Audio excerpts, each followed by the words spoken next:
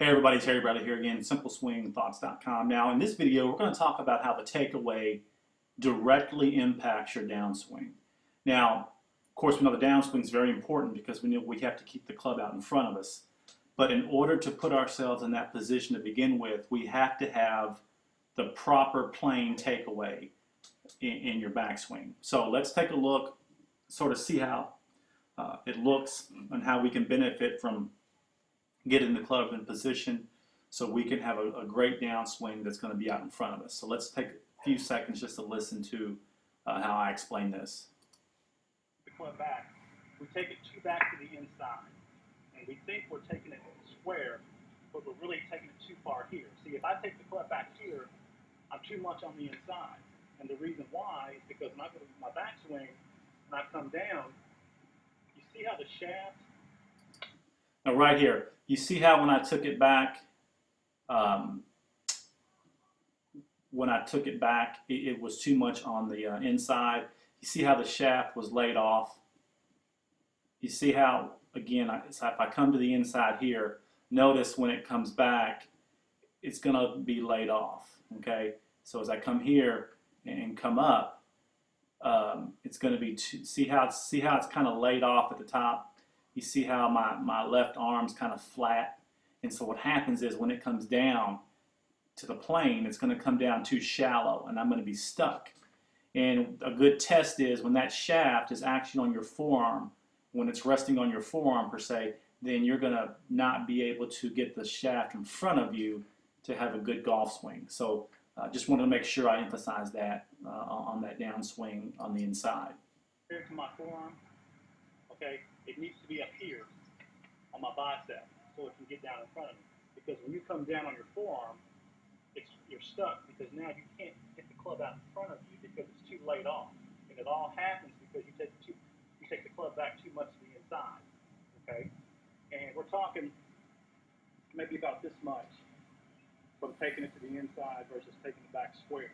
Because when I take it back square, here, now I'm in perfect position.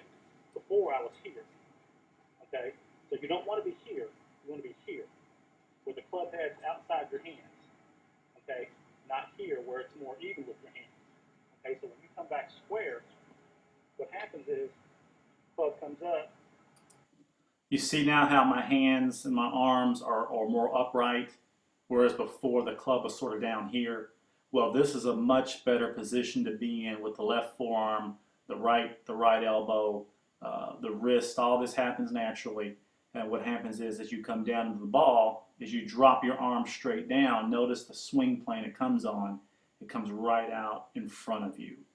Okay, and again, the shaft being on your bicep is what the test is in terms of your mind thought or your picture in your mind that you have your club exactly on plane. Now let's go to some other players. Let's quit looking at me for a while. Let's go to Robert Carlson. Let's see what Robert's doing. Now at address, obviously, you know, he has the right grip and posture. As he comes back, notice how he takes the club back one piece. As he comes to the top, notice how his arms are more upright, where his forearm or his left arm is pretty much a little more upright. Now as he drops the club into place, notice how the shaft tracks over his bicep to actually drop right there into place, and now the club's out in front of him. Now he can make a really good golf swing. Now let's go to another player. Let's go to Luke Donald. Now he's actually swinging the driver, okay?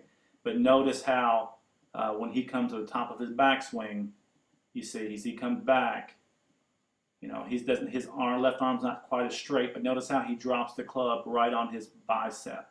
You see how the club's coming down on his biceps, so now he can get that big driver out in front of him. Okay, let's go to one more. Let's go to Justin Rose. Okay, let's see how Justin gets this done. Now, we're going to catch Justin right at his address. Again, he comes back, club's right out in front of him. He comes up to the top, naturally drops his arms. As he drops his arms, notice where the shaft is. The shaft's right on his bicep. Okay, it's right there on his bicep, and now the club naturally comes down right in front of him, right on line, and now he can make a good swing.